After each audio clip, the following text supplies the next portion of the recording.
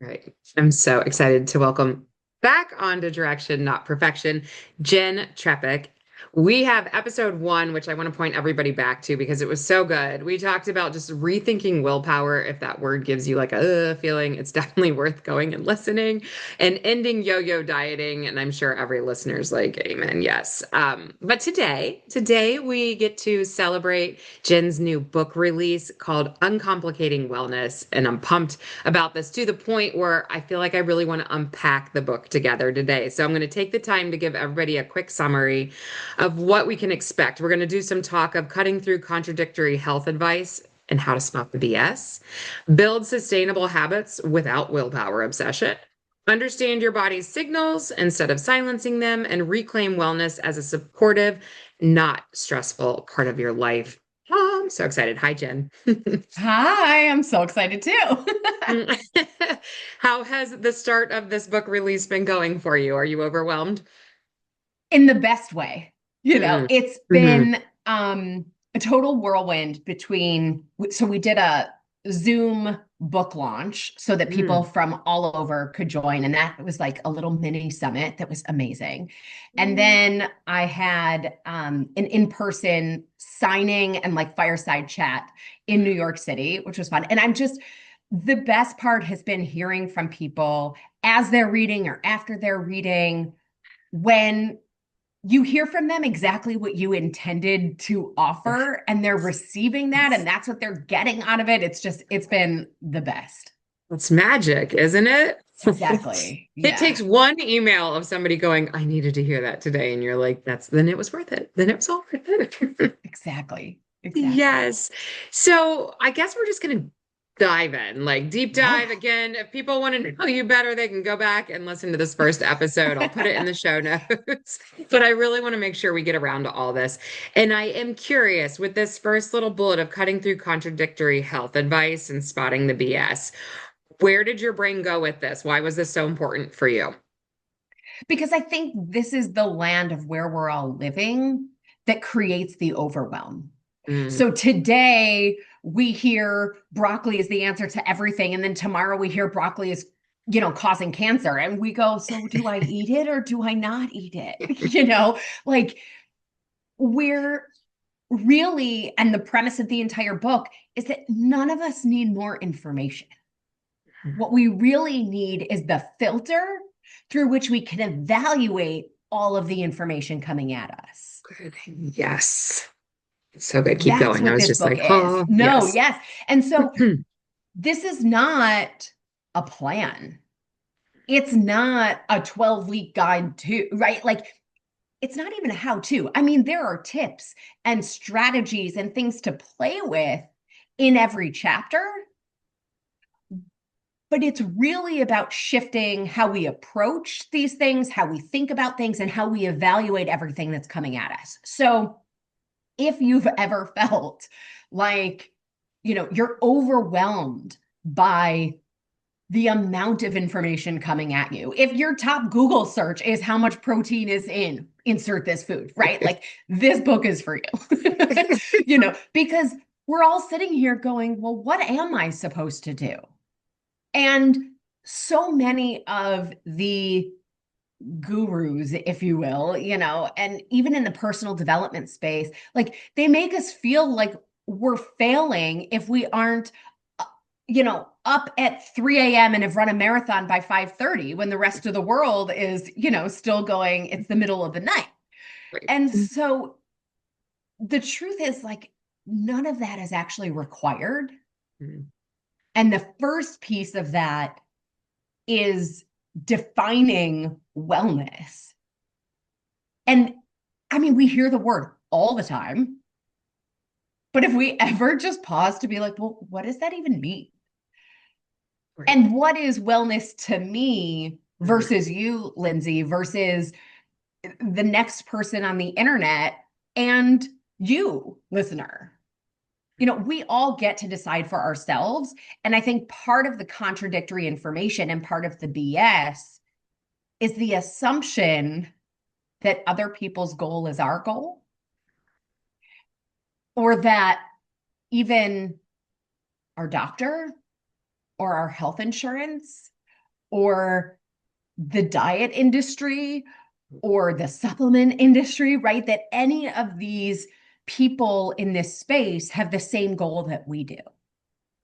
And so it really comes back to each of us defining this thing for ourselves and then using that as one of the barometers to evaluate the information coming at us. Like, does this help me get to where I'm headed? Does that make sense based on everything I know about my body? Because we outsource, especially when we get a plan, especially when we have rules. We start to follow those rules instead of paying attention to our body. Like, the prime example of that is how many times have we been told to eat less, move more? Mhm. And then our stomach is growling and we're like, the petulant child with fingers in our ears going like, la, la, la, I can't hear you, And it's, well, but that's not even how the body works. And so I don't know about you, but when I'm super hungry and my stomach is growling, like hangry is real. I don't show up as the best version of myself. I don't have great energy. I'm not so kind. I'm not so patient. And for me, my definition of wellness includes how I show up in the world, to have energy, to be kind, to be patient. And so using that is saying, okay, wait, this doesn't necessarily jive with what I'm looking for. And what I know to be true for me is that that doesn't work because I'm coming back to valuing what I already know about my own body. And Yeah. so often, it's not just the rules that make us ignore it. It's, we trust other people. We trust a stranger on the internet. And by that token, PS, like, you don't have to believe or take any single thing that we say in this conversation. If one thing resonates, amazing, you know, play with the book, find one thing. And if, the rest of the stuff in there, doesn't work for you, onward. But I'm I pretty love sure this. you'll find some things. Yeah, yeah, like the wisdom piece is huge and so hard for some individuals. And then even sometimes when we have really good self-wisdom and we do listen to our bodies, to your point, the external noise is loud and it takes some other wise people that we're surrounded by to help pull us back into that understanding of self. I Exactly. loved your the calories in, calories out or move more, eat less example. And I have a good example too that it's been just kind of glaring for me, and I'll be curious your thoughts on it. But with the whole kind of uprise in this perimenopause, menopausal talk, and I don't know if it's just my YouTube station, but it's like flooded with the trainers who have like kind of figured out the right workouts for menopause, perimenopause.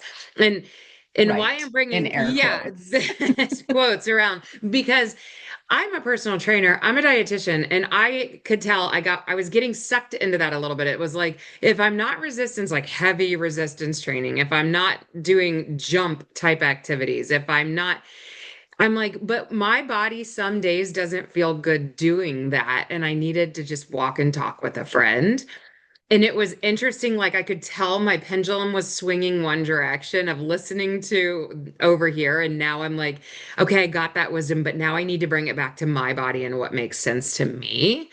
And so I'm just saying that out loud to our listeners because it happens to even the professionals, right? A Like it's thousand not, percent. yes. And Yeah. one of the things that I love about that, though, is that if we're in a place of saying, I don't know, what used to make me feel energized isn't right now, and we're looking for something else to experiment with, I love that. Let it be this thing and then come back to, did I like that? Did my body like that? Like checking Yes. in. And it's so interesting because I'm with you on, when it comes to this over 40 phase of life, we do have less wiggle room. A lot of those hormones are our headspace, it's our wiggle room. And as that hormone balance changes, we lose that wiggle room. With that said, some exercise that we used to really enjoy might be experienced by the body as stress rather than relieving stress. And so there is a place for experimenting with other things. And I'm all about the and, right? Love That it. and Yes. coming back to say, let's play with this for a minute and see how we feel versus like what you were saying of if you know that that's not what you need that day. The way I define wellness is paying attention to that. Yes. Yeah. Yeah. I think you're bringing up this beautiful point that I just want to highlight and make sure everybody heard. It's that we never have it fully figured out, and we shouldn't, because each season of life, each new phase brings on this moment of like re-asking the questions of what's working for us and playing with new opportunities, and sometimes it's food, sometimes it's fitness, sometimes it's therapy, like we just have to be Totally. ready to be a forever changing being, and it takes the Yeah. wisdom piece to know what to pull in, right? And when we aren't sure, we experiment. Right. We get to play with it. Nothing is forever unless we decide it is. Right. Yeah, isn't that interesting though? Because our brains tell us, like, if I start this, I'm in it. And you're like, no, you're Right. not. You can do one yoga Yeah. class and never come back. Right. It's so funny. And we also have this thing where, especially with the things that are super intense, it's all that old noise of if it's not intense enough, if it's not sweaty enough, if it's not long enough, it doesn't count. And part of this is scratch out all of the rules and let's start to write our own and decide for ourselves how we even define working. I actually had this conversation with a client yesterday. He wanted to experiment with something. And I said, great, as we think about that, what's our objective with it? Is it energy?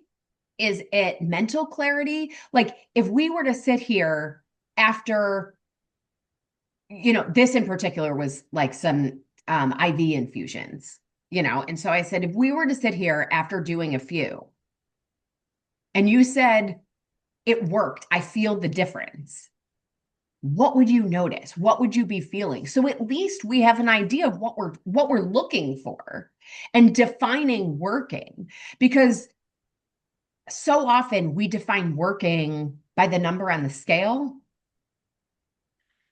And I think it's really important for us to understand that health is not a size. There are 0 diseases that exist only in bigger bodies. So And the good. gravitational pull that shows up on the scale is not actually an indicator of our wellness.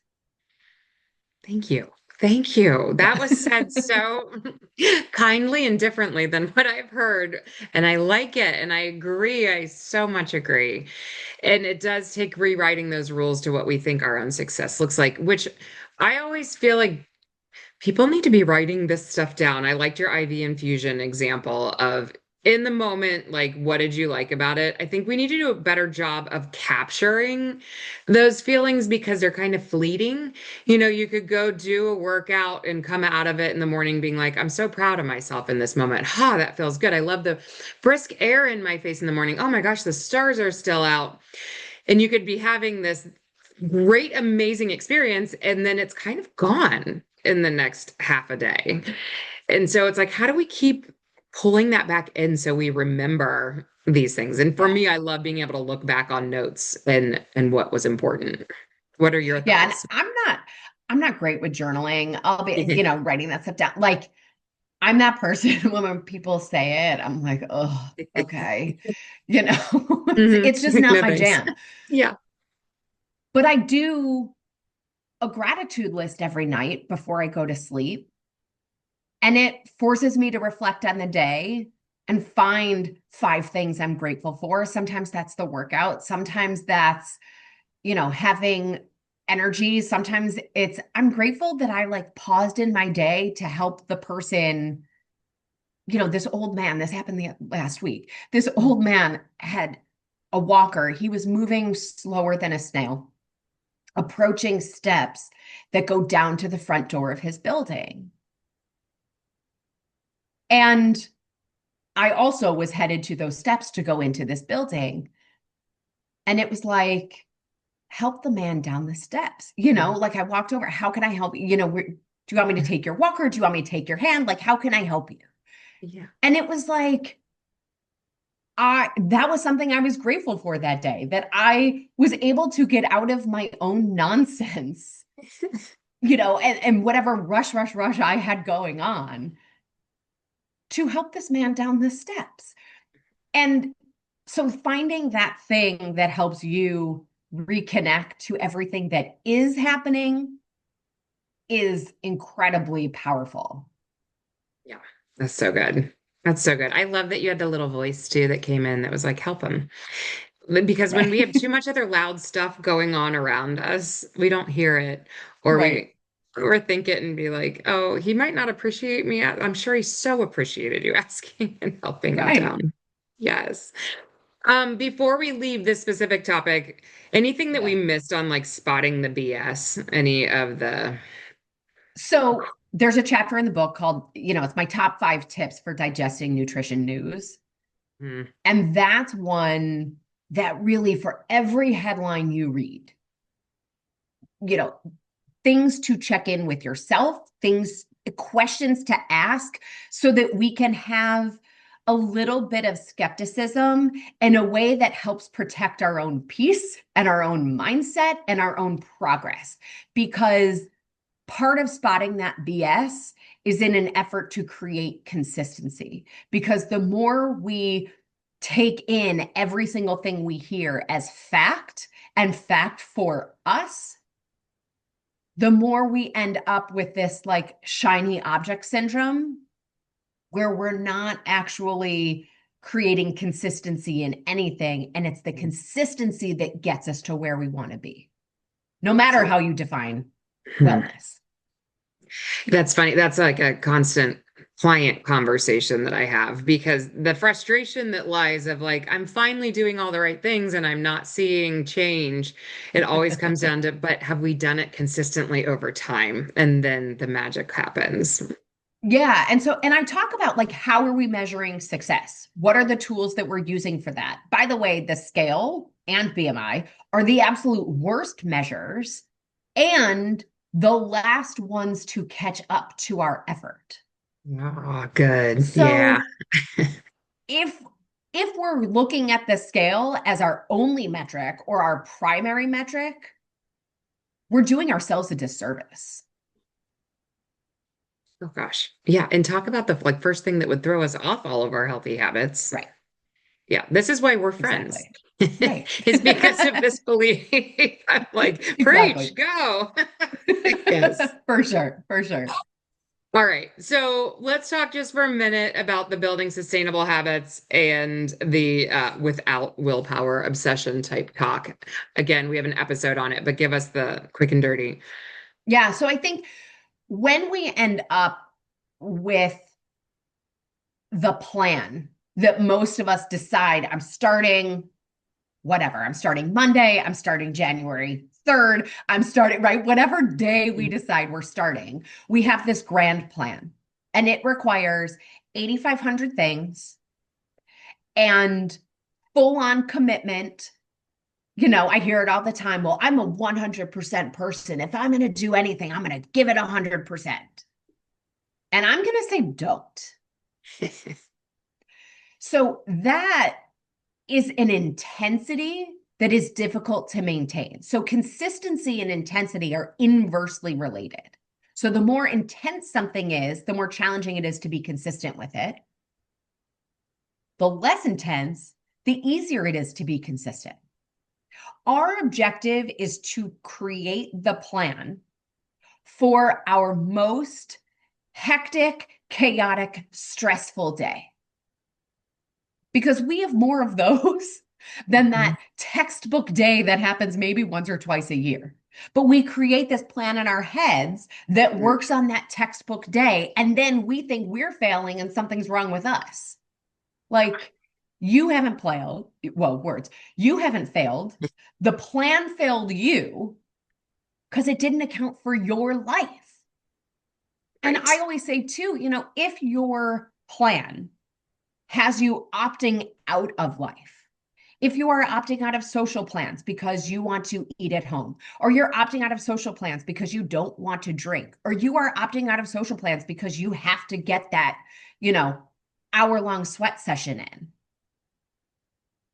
that plan that's having you opting out of life is not your plan for life. Our objective is the plan for life. Because as we said before, our health is a function of what we do all the time. Our health is the seemingly tiny things that we do every single day, not the one thing that happened. And we all know this. I mean, you as a personal trainer, right? Like, you know this because it's not like you go, oh, I don't need to work out. I went to recess once in second grade. Like, that sounds so silly because we know that that's not how things work with the body. The other side to that is how incredible that that's not how things work. And that at any moment, we can start to implement some seemingly small steps and have it have tremendous payoff. I need to clip this whole last audio portion and just keep sending it to every client, like the whole consistency. And can we do it for life or is it taking us out of life? That thank you for all of that because so beautifully stated and digestible, to hear that and be like, oh, because I always feel like if we can't do something for life, don't start it necessarily. Like we really need to do a little Right. gauge of does it make your shoulders go up? Does it make you go, oh, I could do it for 30 days, but I couldn't do it for longer than that. Then is it really Well, worth? and there are some things that are designed to be for a finite period of time. Hmm. So as long as we go into it understanding that this is for 7 days or 2 weeks, this is for 6 weeks. If we go into it with that understanding and recognizing that for a finite period of time, we're going to make some different choices, Hmm. that's fantastic. It's more that I think something that's often designed for a finite period of time, we interpret as what we're supposed to live in forever. And then when that's really challenging, we think there's something wrong with us. And I think that's more the case. Like, I Yeah. get the idea that it can be fine, but I think that the mental piece plays in so hard Yes. because at this point, if somebody did the more hardcore for the finite period, what I've experienced with my clients is that they're like, I got some great results, right? And then they're like, but I can't live that way forever because my work suffered a little bit or my relationship suffered a little bit. And then it's like, but now I release the reins and I see some old habits creeping back in or the weight's creeping back up. So I don't know. I struggle with that a little bit from like keeping our mental spot really Yeah. healthy. And it depends, right? Everyone's different and we get to know and experiment for ourselves and at different Right. times. But for example, like I do a 7 day kind of detox with my clients. Sometimes that's week one, sometimes it's not. Mm. And what ends up happening is people feel so incredible afterwards that they go, well, can't I just keep going? And the answer is no. This is not a healthful plan at infinitum, Mhm. but it makes the argument for why we work with a coach, why we ensure that we have a plan for that next step versus this plan or nothing. And that's where we end up, I think, in exactly what you're talking about, where like, well, if it's not that, then what? Right. Like we need the step up, step down, whatever Right. program of like we can ease in. Exactly. Yes, I agree with you. Yes, thank you. That was such good Yeah. conversation around that. I'm like making us truck along here. Understanding your body's signals instead of silencing them. I definitely wanted to make sure we got to this because I think a lot of us silence them. Right. We pay attention to all of the rules instead of what our body is telling us. And it's a practice. especially when we have spent so long following everything else instead of the communication that's happening from our body. It takes time to learn that language. So there are various tools that we can use to sort of come back to that. But I think as you play with eating breakfast, as you play with what you eat for breakfast, as you play with what time you wake up in the morning, what time you go to sleep, how much water you're getting in the day, are you adding minerals and micronutrients to ensure that we're seeing this balance? How many different things can we play with for stress management? As we start to experiment, then we can get more in tune and notice, if we can pause for a second, did I feel well today? Coming back to our own definition of saying, am I feeling closer to that or further from that? If we start to think about this, when I work with health professionals and we're implementing wellness into their practice, we give them, there's a poster and then there's also kind of a patient handout. And it shows a spectrum that goes from -10 to +10, where 0 is the absence of disease or symptoms. And most of our health professionals, most of us walking around in this world, are looking at that 0 to -10 piece. We want to start to look at that 0 to +10 piece. What does that look like? And a lot of times people say, I didn't even know it was possible to feel like this. And I think just recognizing that that's part of the process, that we're going to play and see what happens. And it opens up a whole lot of doors, because there really isn't a right or a wrong. It's a right or a left. And then we get to choose again and choose again and keep coming back to how we define wellness. When do I feel my best? How long did that meal last me before I needed to eat something again? Was I super cranky? Why? Did I not sleep well? And especially if you have wearables and different data, like I was having a conversation with a client yesterday and she was really frustrated. She had Greek yogurt with an orange and her blood sugar skyrocketed. And we talked about, and she also had some egg bites with it. And she was like, I thought it was enough protein. I said, maybe we need more fiber and probably more fat. And also, how did we sleep the night before? And how is our hydration? Did you go for a walk for 10 minutes afterwards? So it's more of getting the feedback and then having that bob and weave kind of mentality versus the tick the box kind of mentality. Right. Right. Absolutely.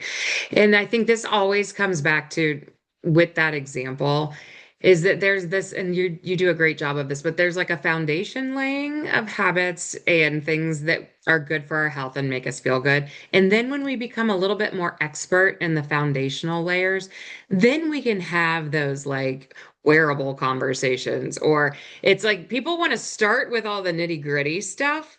And that's, of course, going to feel overwhelming if we haven't just laid the basic foundation of just movement and fruits and vegetables and water. Exactly. Exactly. So Don't I go straight call to it, the other.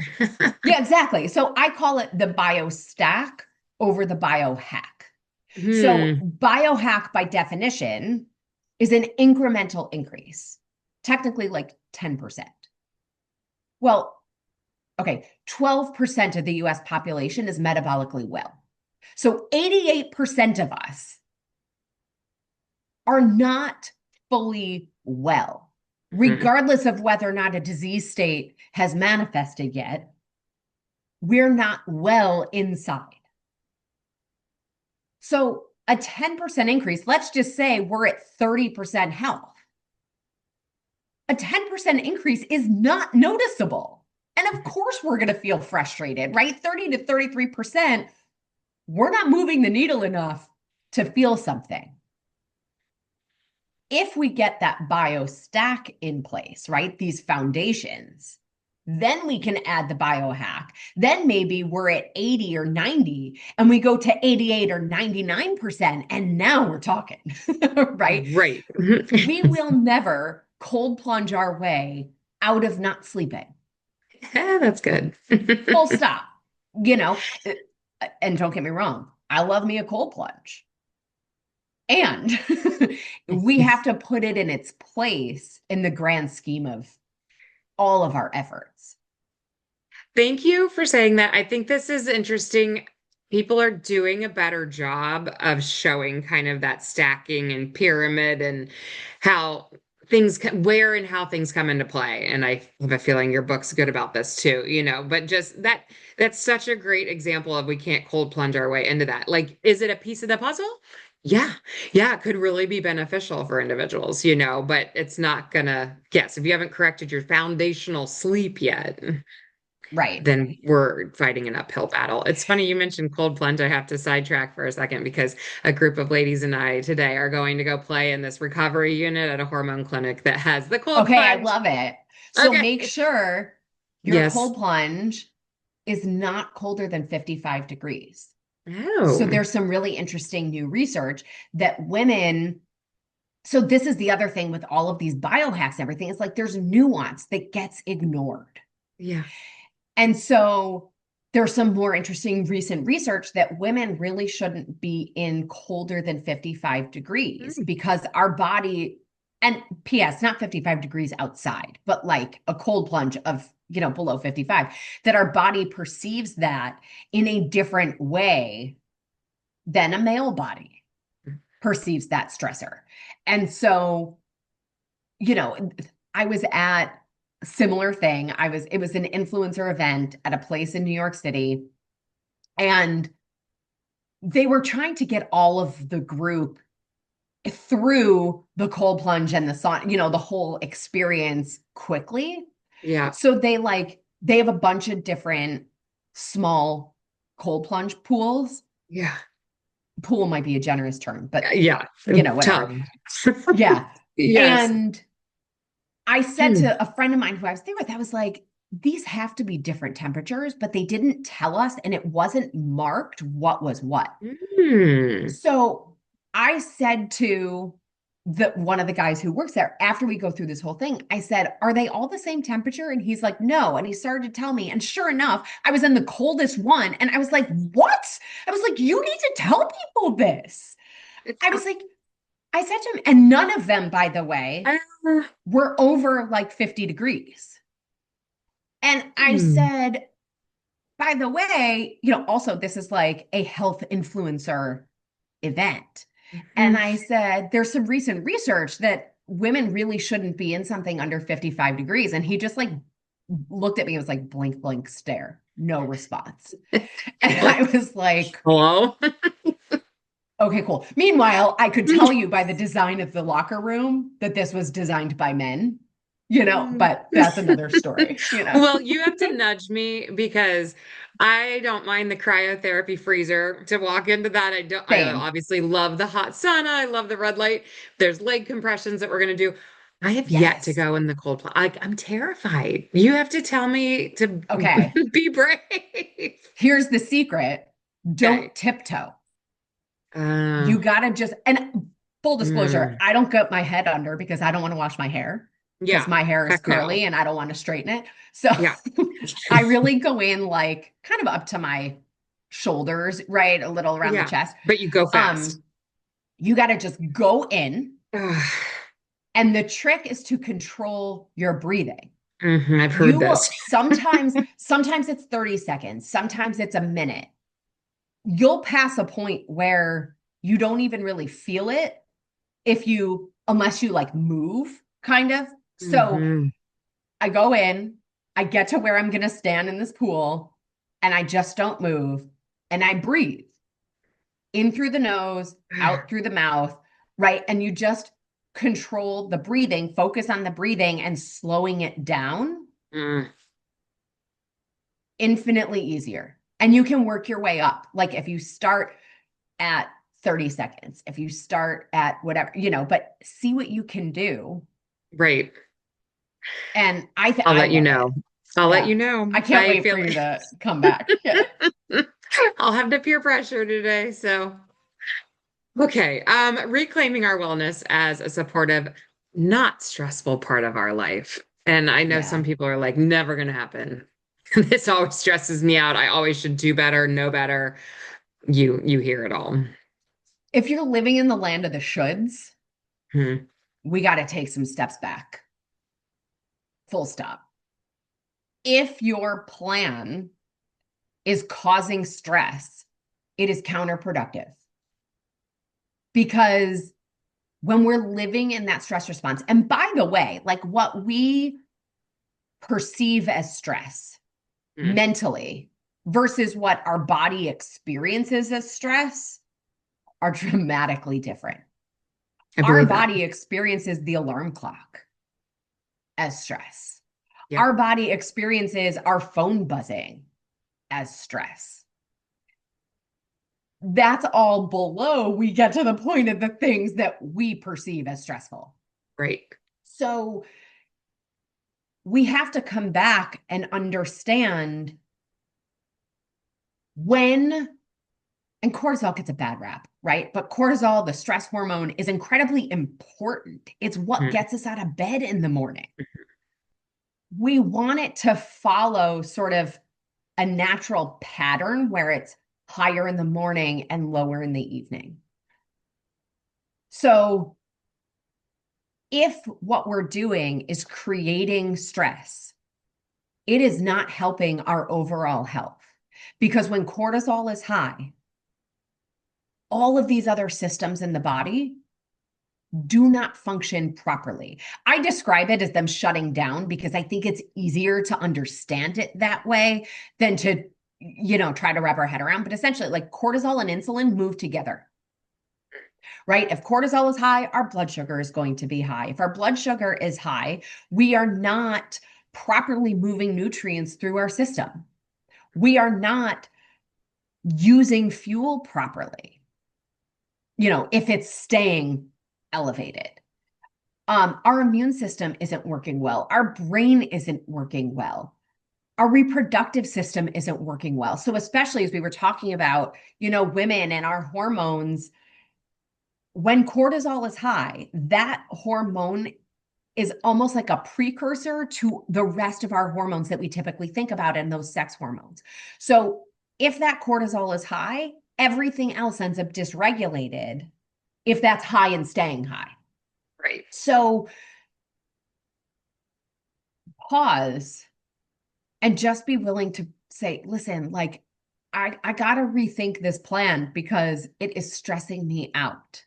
And it's not that you failed, it's that everything that's been fed to you has Hmm. failed you. And that's what I hope this book really is the permission to go back to the drawing board and really let go of the things that aren't serving you and figure out what does. And for you to be the decision maker in those things. And there are guides and coaches and people like Lindsey and like me who can help along the way, and ideas in the book that can help you as well. And feel free to leave all of it if what you're doing is making you so happy and you feel so well Yes. and you are on your way. Forget everything else. Right. Because we will forever come back to this very first sentence of ours with the defining of wellness. And only you, the individual, knows what that looks like in your life. Yeah. Well, this is so good, Jen. So, anyone who wants to go grab the book, you said it's out, right? Like it is available It currently. is Okay. available wherever you like to buy books, Amazon, Barnes& and Noble, bookshop.org, all the places. Yes. And my website, asaladwithasideoffries.com, has the links there under the book tab. Perfect. And that will all be in the show notes. And I made you do this last time. I'm going to make you do it again. If our listeners heard nothing else out of today, what's the one thing that you hope and pray they take with them?